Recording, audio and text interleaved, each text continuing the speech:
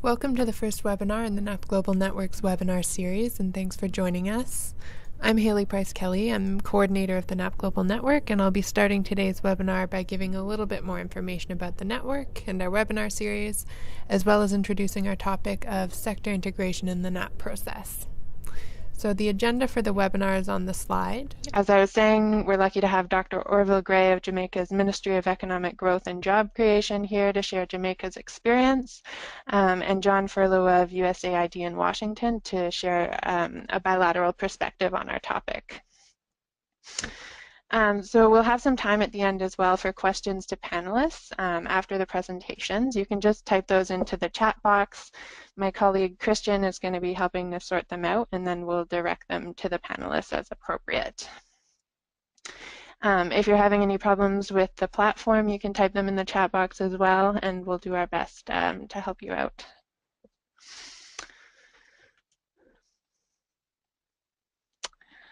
All right, so you heard a little bit about the network already in our introductory video, but I'll give you just a bit more background before starting into the content of the webinar.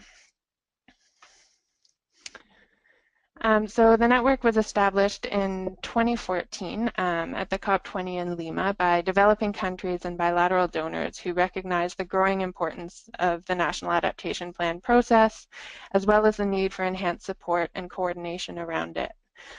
So we have initial financial support from Germany and the United States, with a number of new bilateral donors having joined the network recently as well. We consider our niche to be based on these three factors. So coordination of the efforts of the many actors who need to be involved in a NAP process, including domestic actors, but also development partners supporting them. Learning about approaches and best practices for successful national adaptation planning and action based on the experiences that countries are gaining as they engage in the process. And given that there's no one-size-fits-all approach, just trying to hear about best practices from what countries are doing as they move forward. And finally, we also look at the importance of bilateral support for the NAP process and how we can enhance that, particularly given the high proportion of bilateral support for adaptation and climate-sensitive sectors. So we see all of these factors as key to our goal of enhancing national adaptation planning and action in developing countries. We currently have participants in about 70 countries around the world. And we work with them towards our goal through three main areas of activities.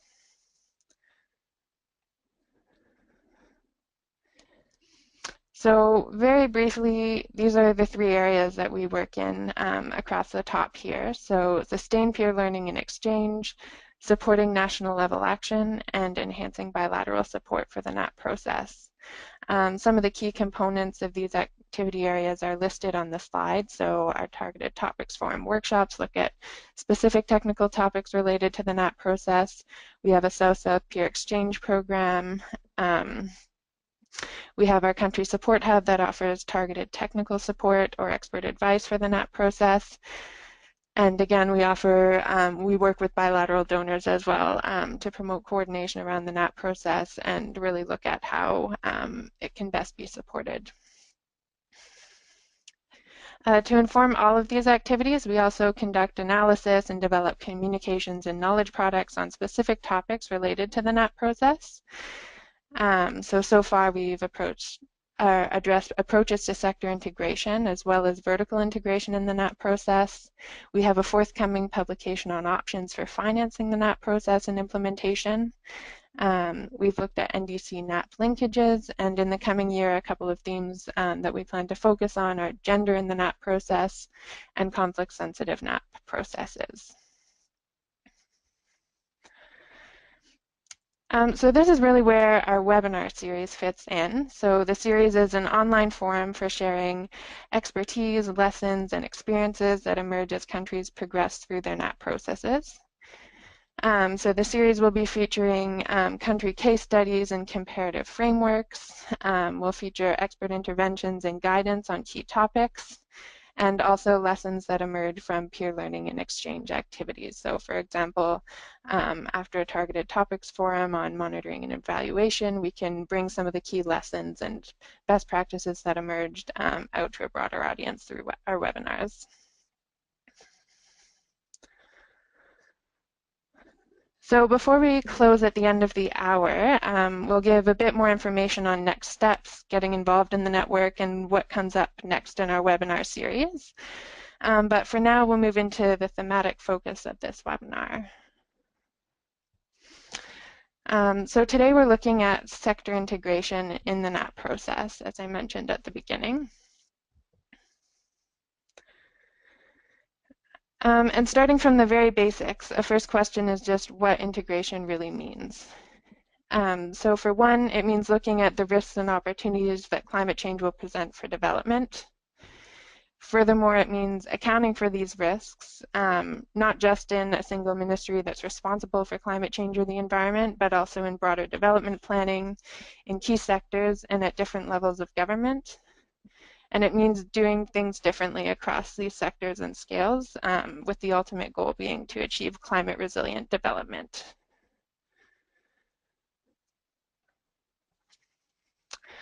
So why does integration matter?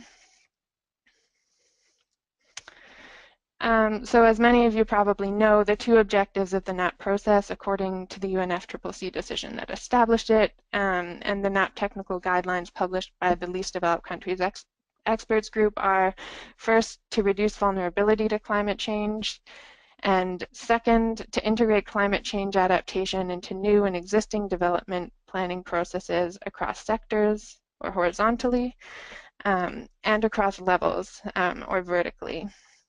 So this webinar is focusing on integration across sectors, looking at the different approaches countries have taken to sector integration and some of the key questions related to it.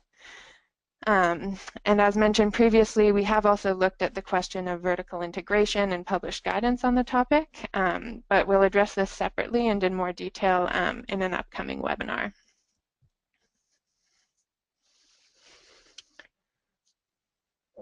So beyond just the fact that integration is a stated objective of the NAP process, we also know it's important to ensuring that adaptation planning isn't seen as a standalone process. As mentioned earlier, it's really about climate resilient development and taking climate change into account in all sectors, in all climate sensitive sectors. So this means the NAP process requires participation by a range of domestic actors. And it can also be key to garnering political support for the NAP process and its implementation. So it means making adaptation a priority by linking it with broader development priorities and priority sectors. So again, taking a development-first approach. Really, it's about just ensuring that investments in priority sectors are climate resilient.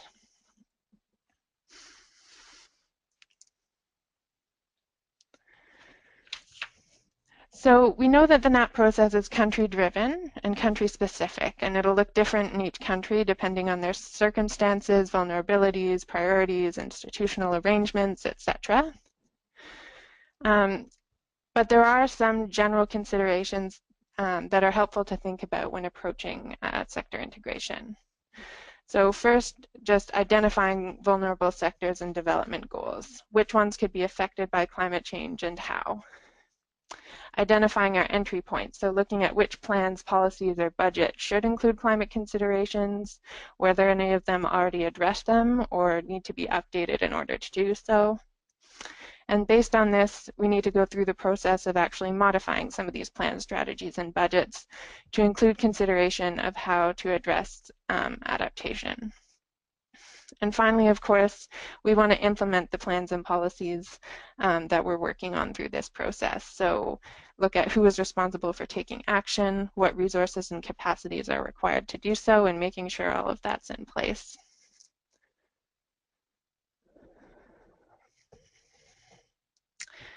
So of course, and again, in light of the purposely non-prescriptive nature of the NAP process, these general considerations can only get us so far, and the answers will look different in each country. Some of the key questions that we hear from network participants when we talk about this topic, and that we'll turn to through some of the presentations and the rest of the webinar, are listed on this slide here. So how does sector integration happen? This is largely related to institutional setups and can vary greatly depending on the country, as we'll see shortly. So considering who is involved, at what points, and what roles do they play? Second, something we hear a lot of interest from countries in is, does a country need a NAP document as a starting point for pursuing integration, sector integration as a part of the NAP process? And again, we'll hear some more about different country experiences in relation to this kind of question. But we do emphasize that we don't approach NAP as a document, but as a process and not a standalone one again. So as we'll see, a NAP document isn't a prerequisite for sector integration to occur, and we'll hear some different countries' approaches to this a bit later. And finally, how do we ensure coordination of planning, action, and support in such a highly integrated process? This is a question for domestic actors, but when it comes to support, it's also a question for donors who want to support climate resilient development and maybe doing so through work in different sectors. So we'll hear more on this from the bilateral perspective a little bit later in the webinar.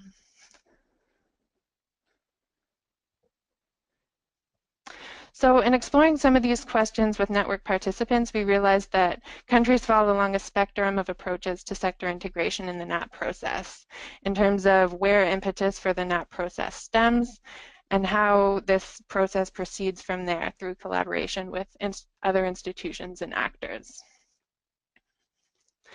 So the impetus for sector integration can be found in different ministries and at different levels depending on the country context. It's worth reminding here that countries usually aren't starting from scratch in the NAP process. There's usually some element that can be built upon, whether it's the dispersed efforts of sectors, a strong central ministry or agency focused on climate change adaptation, or some hybrid of the two.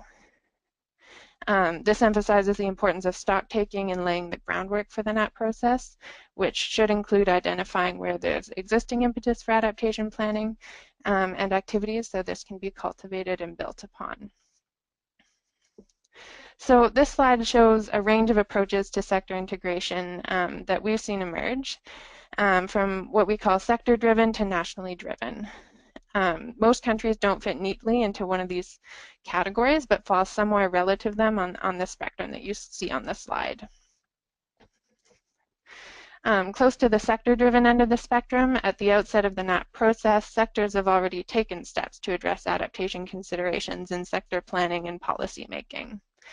Integration involves coordination of sectoral initiatives to help define national adaptation priorities. So Grenada is an example of a country close to this end of the spectrum. So in this Caribbean island country, various sectors had already begun integrating adaptation considerations into strategies and plans with support from the NAP focal points and from development partners. But a coordinated and coherent approach was still missing at the national level. And this is what they addressed through the NAP process. So they took stock of ongoing adaptation efforts, identified gaps and priorities for climate proofing its national development plan, and moved from existing efforts by sectors towards a national approach, document, and implementation. So on the other nationally driven end of the spectrum, a climate change focal agency may have a strong role in initiating integration by leading the identification of adaptation priorities and then coordinating and supporting uptake of these priorities in vulnerable sector ministries. So the Philippines is an example of a country that falls near the nationally driven end of the spectrum. The country developed a national climate change action plan, which outlined a long-term program and strategies for adaptation and mitigation in line with its national development plan. Their Climate Change Commission coordinates involvement of stakeholders from relevant sectors and agencies and ministries, as well as local governments, academia, business, and civil society. So of course, many countries fall somewhere in between these two ends of the spectrum, taking what we call a hybrid approach to the NAP process, where adaptation planning is simultaneously addressed through overarching policy initiative at the national level, as well as in sector-specific efforts. As with any other position on the spectrum, integration involves coordination of national and sector efforts to ensure cohesion in the policy community. So Albania is one example of a hybrid approach. The country developed a draft umbrella document to provide national level policy orientation on mainstreaming climate change adaptation. Their document includes priority areas of focus for adaptation efforts. It provides concrete conceptual steps and tools for mainstreaming in different sectors and agencies. And it identifies steps for accessing domestic and international climate finance for implementation. Sectors are in turn expected to use this document to bolster their ongoing efforts to integrate adaptation considerations into their own work. So beyond the insights this offers on sector integration and how different countries approach it, the spectrum is also a reminder that when it comes to the NAP process, there's no one-size-fits-all approach, and different country-specific pathways can lead to common outcomes. So in this case, sector integration. And countries should really just consider what makes sense for them. And again, it should help countries to see that they're usually not starting from scratch in the NAP process. There's nearly always some element that can be built upon, whether dispersed efforts of different sectors or a central ministry or some hybrid of the two.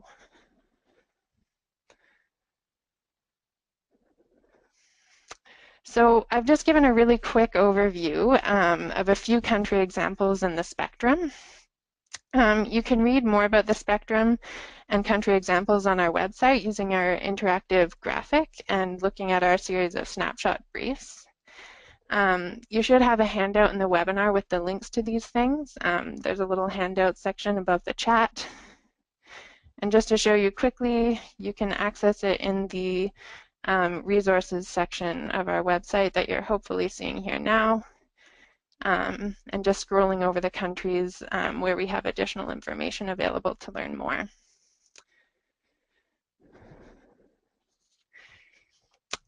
So before we hear more about a single country example, we have a quick poll for participants. So Christian, I don't know if you can launch the poll there. So based on what you've heard, we just want to hear where you think your country falls on the spectrum of approaches to integration. So your vote's anonymous. This is just for fun. So we'll leave this open for a minute and see what results we get before we move on to our next panelist.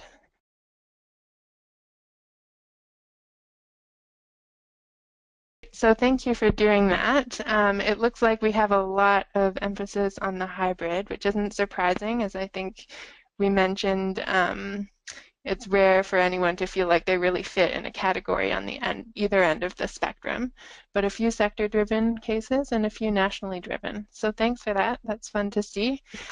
And with that, I'll introduce our next panelist. So Dr. Orville Gray of Jamaica's Ministry of Economic Growth and Job Creation joined us today to share Jamaica's approach to sector integration in the NAP process.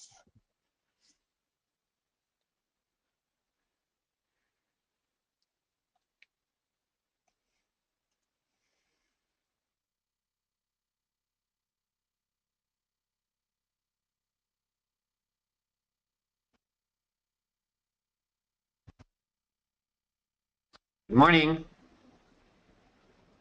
Can everyone hear me?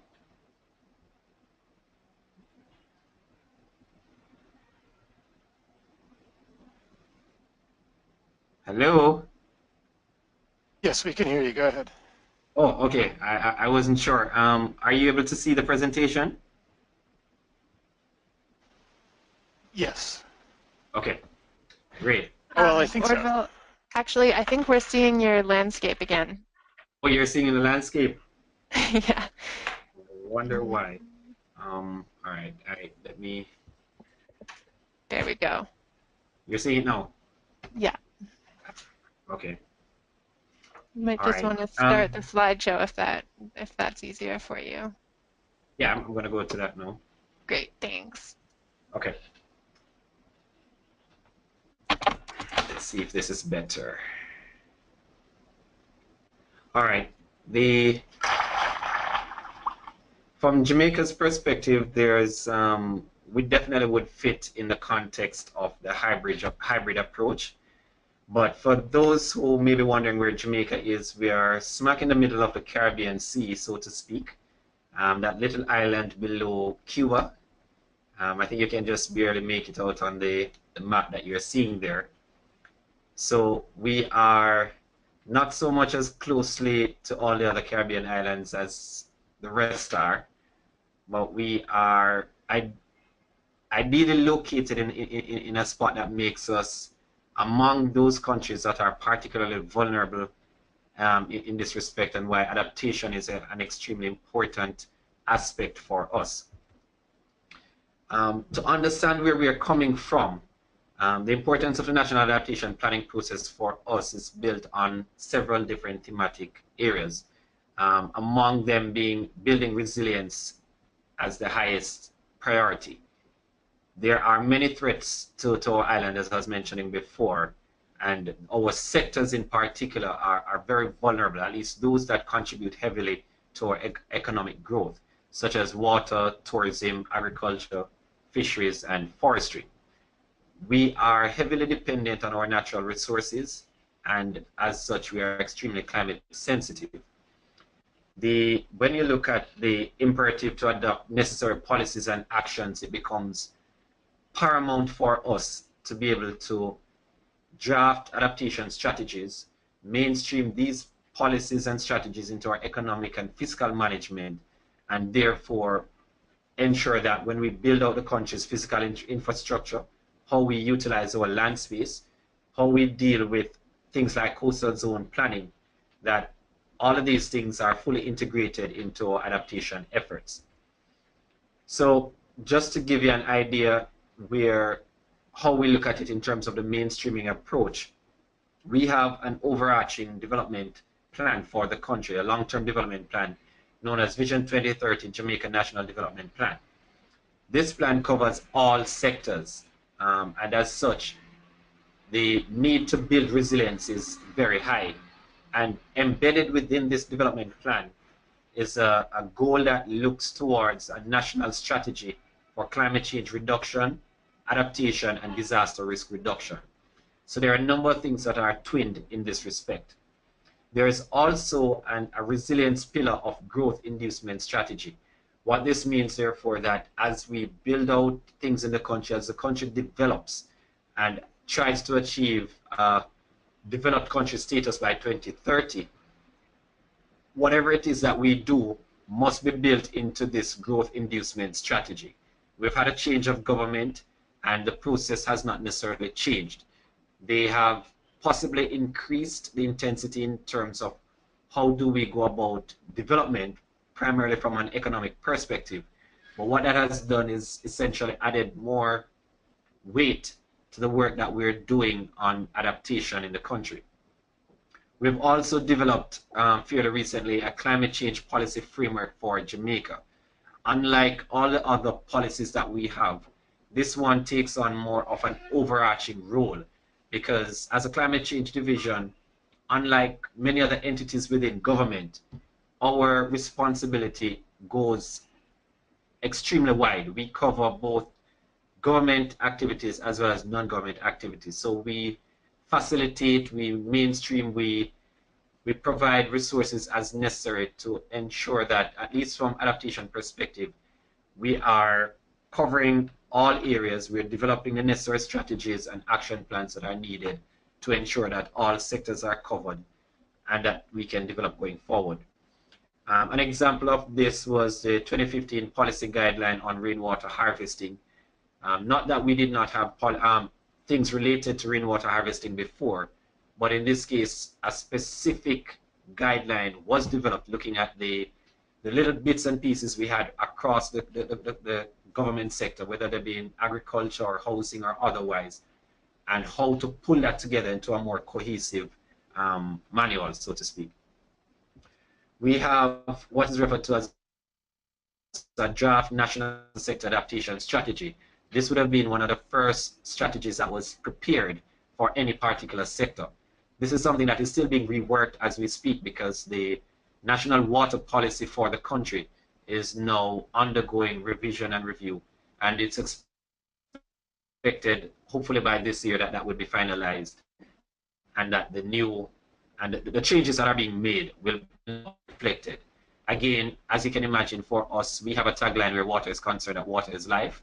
So therefore, it is infused in pretty much every sector. It's a very dependent resource. And as such, we have to ensure that we are taking steps to ensure that we can adapt to the changes. We also have a forest policy green paper that came out in 2015. And one of the sector strategies and action plans that we're doing is actually tailored towards the forestry sector. And that is also in its final stages, expected to be completed this financial year, which is essentially the end of this month. And outside of that, we have parish and local development orders. So Jamaica has 14 parishes. We have what we call municipal authorities within each of these parishes. And we also have what we call development orders, is looking at macro areas and looking at how we go about developing these areas. And in some respects, there are development orders for specific areas as well. Areas that we know are highly vulnerable and are significant in terms of economic growth, such as the tourism sector and coastal areas such as Negril. So when you look at our adaptation planning processes and how we have been going about it, one of the things that we recognized is that we do have an obligation to engage in a national adaptation planning process. There are numerous options out there in terms of guidance that we could look at to develop our national adaptation plans, but we are very cognizant of the fact that there's no one size that fits. And as such, what we have done is essentially look at a number of different guidelines that are available to see how best we can take from them and develop our own. One of the things that we recognized early was that in every case, there was significant flexibility built into the guidelines that were being provided. And that, for us, allowed us to be able to understand just how unique the situation is and how much it allows for the country-driven approach to determining how we go about developing our sector strategies and action plans. And as such, what we have embarked on is a sector integration of climate change adaptation. This is based on the key or the priority sectors that were identified in our second national communications. But we have since built out on those 4 or 5 key sectors, and we are now doing sector strategy and action plans in 12 different sectors.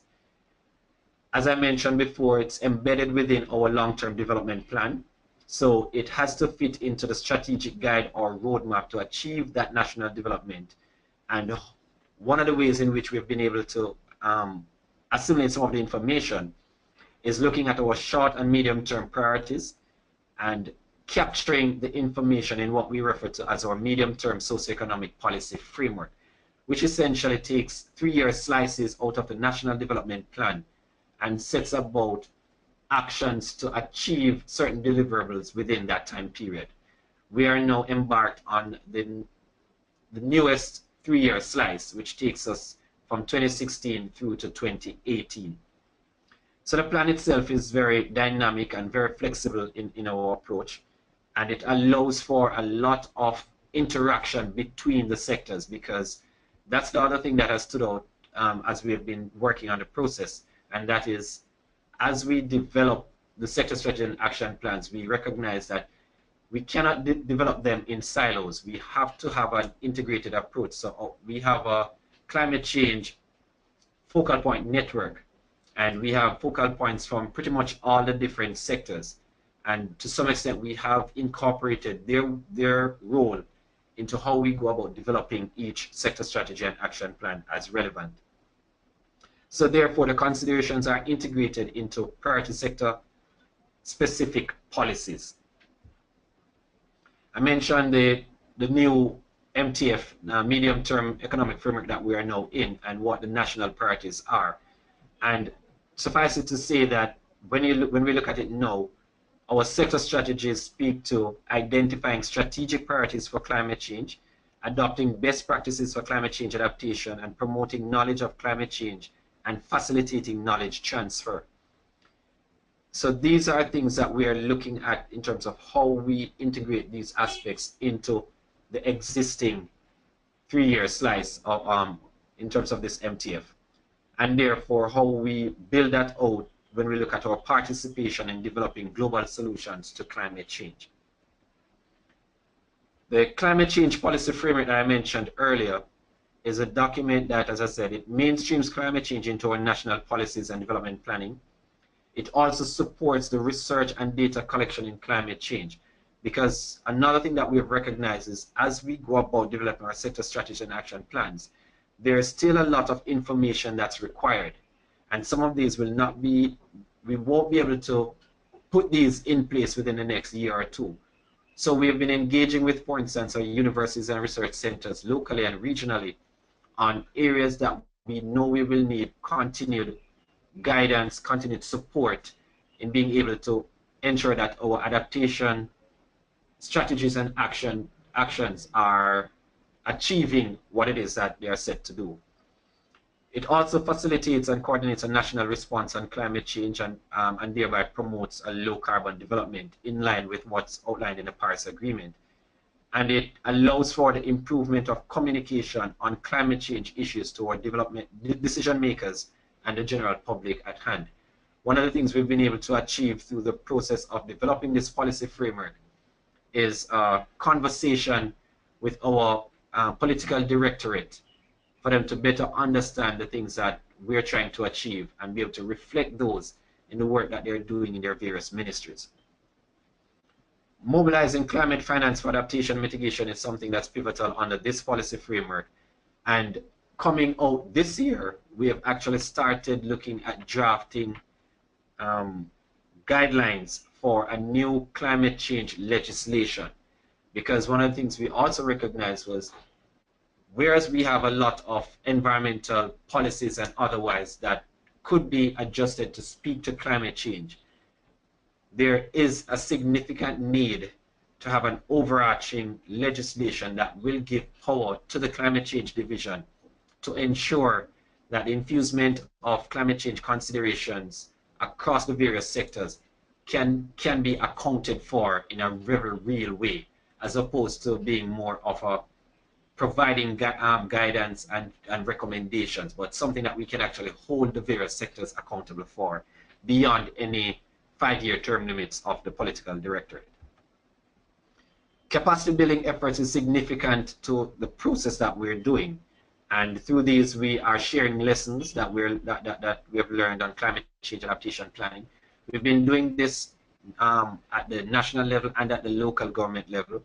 We've also been doing this regionally as well.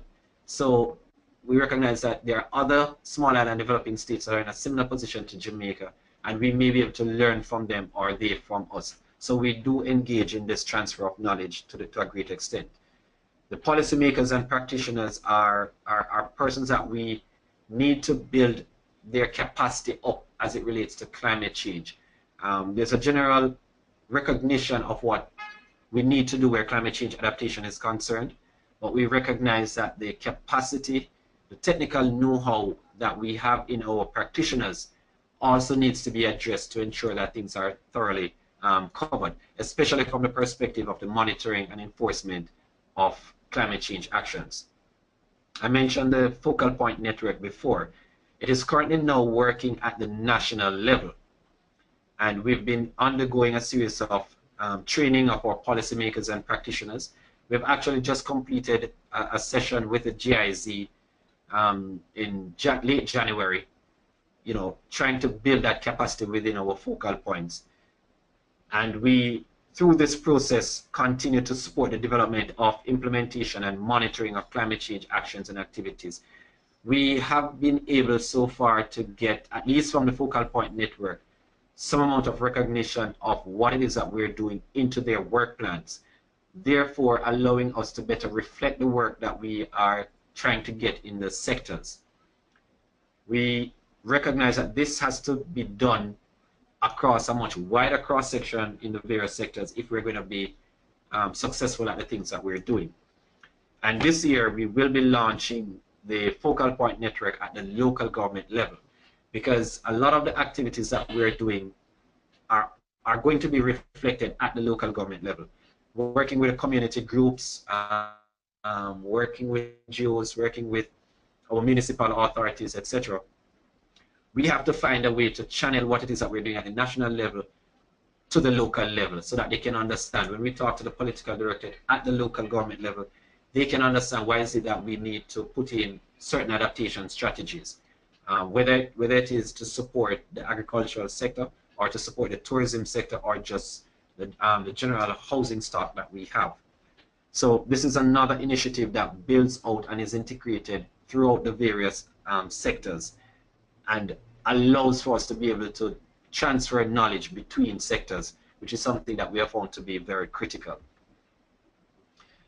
For anyone who has taken a look at the snapshot, and particularly the one for Jamaica, they will recognize what our institutional arrangements where climate change adaptation is, how it's outlined.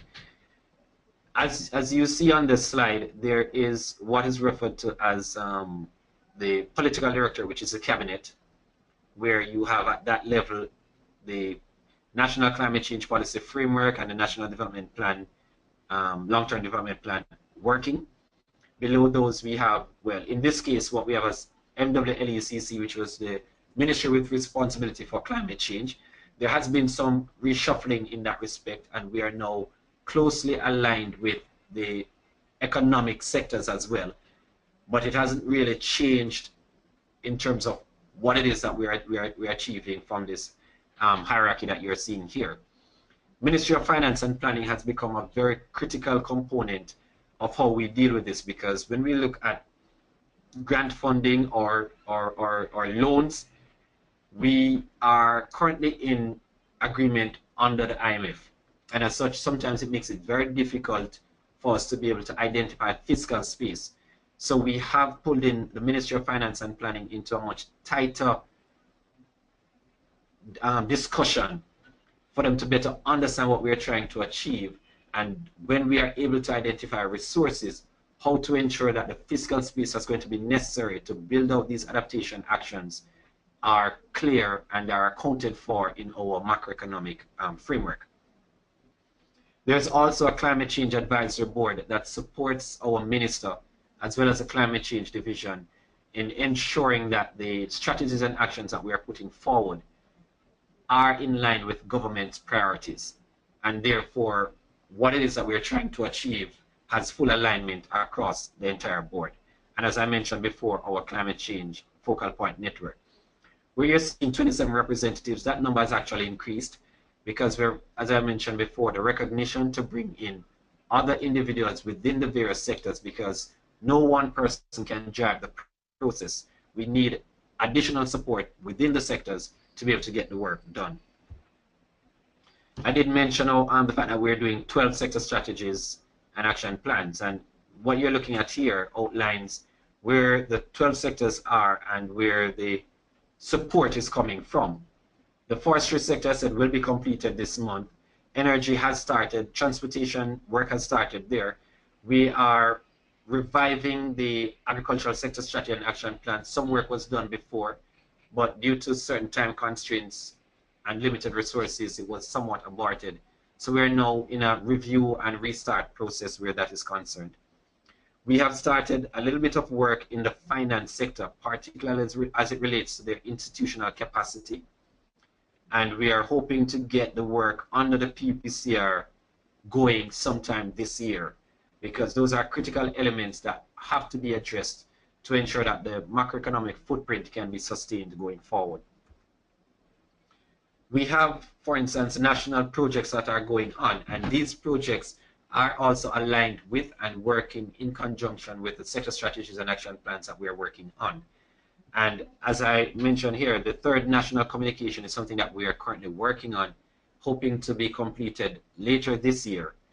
We have already completed our first biannual update report, and that was submitted to the Secretariat last November.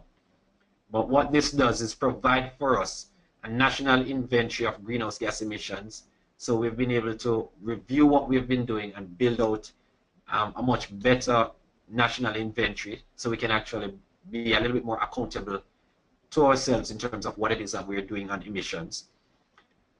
Undertaking additional work where vulnerability and adaptation assessments are concerned, particularly through case studies of communities that are at greatest risk, and feeding that information into the various sector strategies and action plans at a scaled up level, and compiling and publishing the information so that persons within government and outside in the public sphere can have the information and be very aware of what it is that we're doing and how we plan to get things done. As I mentioned, some of the work, a great extent of the work, is already being implemented. So that really, for us here in Jamaica, is an overview of how we've been tackling the process. Institutionally, it does have some challenges because every sector has their own priorities. One of the things we've been trying to get at is to just reflect where the sectors are concerned, that without the climate change adaptation and strategies and actions that are being proposed, being implemented, the priorities and the goals that these sectors have and the mandates that have come down from our Prime Minister may not be achieved if we are not successfully implementing and integrating these things. We have been getting very good response, especially since we have had the change of government. So there has been a continuation of the process. And what it means is therefore that the work that we're doing and the way in which we are trying to integrate climate change and particularly adaptation efforts has obviously gotten some amount of support from the new government, and we are seeing things continue and the build out is getting even better. I hope that I would have given a very good synopsis of where we are in Jamaica, and I'm free to take any questions you have at this time. Thank you. Great, thank you so much, Orville. That was a great presentation, just giving some more details on a specific case of a hybrid approach to sector integration in the NAP process. So a lot of work happening at the sector level and also closely linked with the overall National Development Plan in Jamaica. So we do have some time for questions, although first I would go to our last panelist, John Furlow, who's on the line with us from USAID. So he'll be giving a few remarks from the bilateral perspective on what sector integration in the NAP process means from that angle.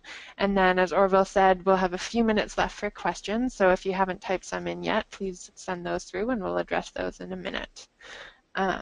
So John, I'll pass to you at this point. Okay, thank you, Haley. Thank you, Orville. That was very, very enlightening, very interesting. So I'm just going to speak for a couple of minutes about why a bilateral development agency like USAID would be interested in engaging with the NAP process and in particular in sectoral integration. Let me start by saying USAID has been working on climate adaptation in Jamaica in particular for about 5 or 6 years. We helped out with that with the launch of the climate policy framework. And we've also been engaged on the mitigation side of things. But we have a much longer history of working in Jamaica on sector activities in agriculture, in education, in health, etc. So when we began investing in climate change, we wanted to make sure that our investments in climate also directly supported Jamaica's development ambitions. And so it's very helpful to us to be able to see the linkages between the climate policy framework and the Vision 2030 development strategy. And then that helps us see how our investments, either in climate or in one of the sectors, all add together to help support the overall development goal of elevating Jamaica to developed country status by 2030. And I think that the way that Jamaica has laid this out with the development vision and the climate adaptation approach and the climate policy makes it clear that these things are linked, and that dealing with the climate risks and the need for clean and reliable energy feed directly into the achievement of their overarching development goals. So it's helpful for us to see how our investments are supporting those overall goals as well as the climate goals. Our interest in engaging in bilateral development assistance is in helping the country meet its goals or its ambitions. The excuse me, the sector approach also helps us see opportunities to link within our own programs, our own sector programs. So we've taken a look, because the Jamaicans are taking this integrated, really multi-sectoral approach and seeing connections between the different economic sectors and the dependencies of tourism on clean water and on the environment, and dependency in agriculture on robust markets and water and energy and labor. It helps us to see connections or possible connections between our own programs. It also helps us build linkages with other donors. As you can see from Orville's second to last slide on the 12 sector action plans for climate, USAID is supporting 6 of them, and the World Bank and Inter-American Development Bank pilot program for climate resilience are supporting the other 6, and there are linkages between those, and we are able to rely, now that the Climate Change Division is taking such a robust role in mainstreaming and in integration, they help us connect to our other development partners as well. So all in all, we're seeing a lot of benefits from this. We're linking better to other donors, we're linking better within our own programs, and we're connecting better to ensure that the support we're providing in one sector is meeting a number of different Jamaican goals. So I will stop with that and see if there's questions. I imagine most of the questions will be for Orville, but I will stay here and look forward to the question and answers. Great, thanks very much, John. That gives a really interesting bilateral perspective on how to approach this integrated NAP process and make sure support is leveraged towards the priorities that Jamaica is identifying. So we do have a number of questions showing up already, so I'll start right into those. Feel free to continue entering more, and we'll get to as many as we can, knowing that I know Orville has another meeting at 11, and I'm sure many of you are also busy. So maybe just as a first one that's actually come in from a couple of people. So it's about sort of mainstreaming, not only into sector planning, but also into the budgeting process and ensuring that sector budgets will kind of be able to address the priorities that are coming through in the NAP process. So Orville, I'm not sure if Jamaica has experience with this or if this is something that you've worked on or could share a little bit of your experience with.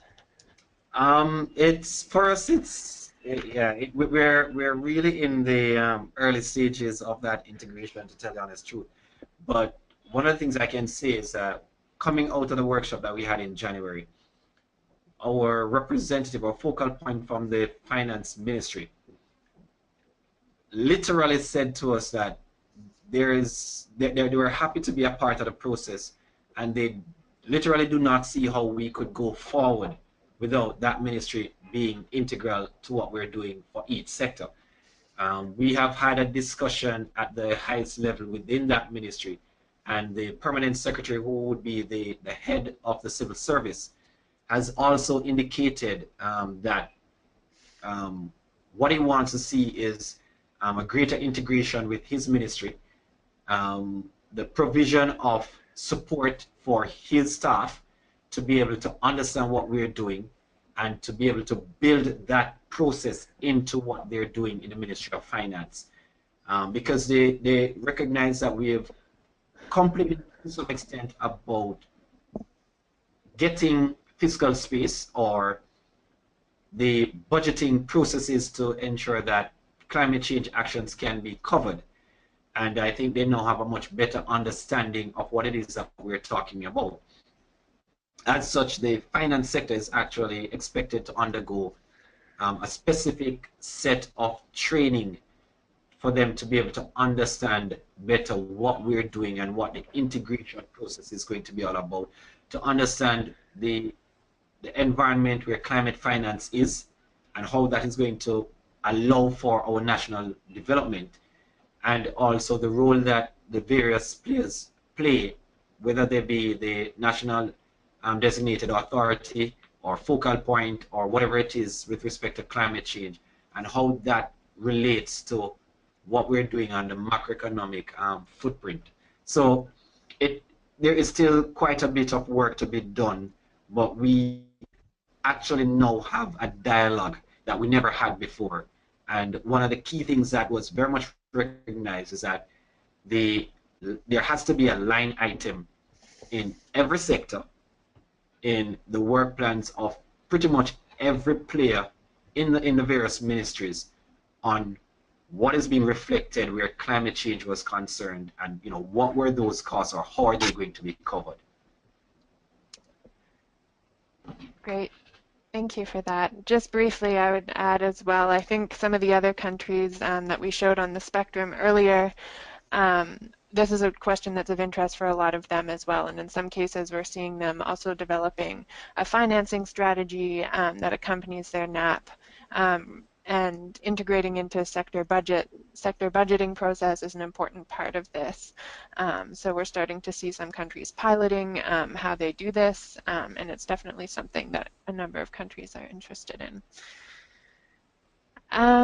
So another one that maybe I'll give this one to Orville, since I know you have to leave in a minute or two. Sorry, John, did you want to come in on the last question at all? Well, I just wanted to say two quick things.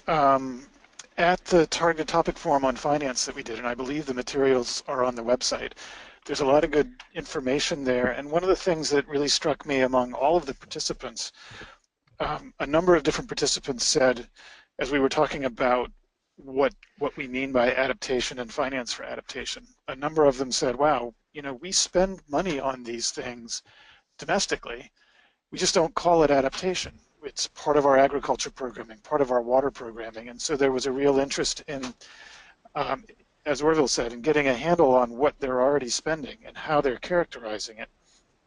And then also thinking about how to align domestic investment with bilateral investment with multilateral investment, and thinking about which source of funding is best suited for which type of expense. And I think that's well worth thinking about, because different types of money work better, different sources of funding work better for certain things than others. Great. Thank you for that. Okay, so I'll move on to one more, Orville, for you before I know you have to head off. We had one question on how Jamaica plans to monitor and measure the targets in their sector plans, and whether there's a single agency designated with this role. So is there anything you can share with us about the approach to, I guess, monitoring and evaluation in light of sector integration approach? Yeah, on that note, no, there's no one entity that's going to be doing that. The Climate Change Division will have the overarching role to do, but we are soliciting the support of the technocrats within the various sectors that do the monitoring and evaluation of the work within the various sectors. We do have to provide reports on a quarterly basis from all the sectors. So one of the things that we are ensuring is that when we infuse these climate change adaptation considerations, whatever the strategies speak to, whatever actions are being identified, will be reflected in these reporting frameworks, and will also be accounted for at the cabinet level, which is the highest level in terms of overall monitoring. It therefore will ensure that the work that's being done, essentially what it will do, it will tie the support that we're getting from the Ministry of Finance to the work that is being done in the various sectors, and to how that work is being reported up to the respective minister or ministers that handle that portfolio. So there will be an accountability at various levels. Additionally, we are preparing a national monitoring and evaluation plan for climate change specifically. So that one will, though it will stand alone, it will be working in conjunction with the monitoring and evaluation that's being done under the National Development Plan. There are a number of what we call thematic working groups that are currently functioning under the National Development Plan. And one of those thematic groups actually works on things like disaster risk reduction and climate change adaptation. So the coordination is being covered at a number of different levels. And there is a lot of dialogue between the various entities that need to provide information in that reporting and monitoring mechanism. Great. Thank you so much. So I know we haven't answered all of the questions in here. We do have them recorded, but in the interest of time, I just want to, first of all, thank our panelists, John and Orville, very much for participating in the webinar today, and thanks also to all the participants who joined us. Before we close, I'm just going to give a brief overview of what comes next. So as we've kind of referred to throughout the webinar, this is the first in a series. And actually to kind of address very briefly one of the questions that we haven't gotten to yet, vertical integration in the NAP process, so linking national and subnational adaptation planning is the next topic that we're going to look at. Details on that webinar will follow in April. So stay tuned for that, and there's resources on the topic on our website as well. Monitoring and evaluation in the NAP process will be another one we'll address. Details will follow in May, and we've seen some interest in the questions, of course, on that as well. And we'll be announcing webinars on an ongoing basis, so stay tuned. And just in terms of how you can get involved in the network or how you can stay in the loop in between webinars, the first step is really just to join online as a network participant. This is free. It's open to all on an individual basis, and that way you'll get updates on our activities, including the webinars, as well as resources and just generally news related to the NAP process. Participants in developing countries can access targeted technical support or participate in peer exchanges as well. More on that on our website. And there's also a number of ways that bilateral donor participants can get involved that are listed here. And with that, I'll just say, of course, you can contact us anytime. Questions or concerns, the email address is here. At the end of the webinar, a survey will launch, so we'd really appreciate if you have 2 minutes to give your feedback on the webinar, especially since it's the first one we've done. And you should also receive the link to it in a follow-up webinar if you don't have time right now. So I think that's it. Thanks again to all our panelists and to everyone who participated. Thank you. Thank you. This was great.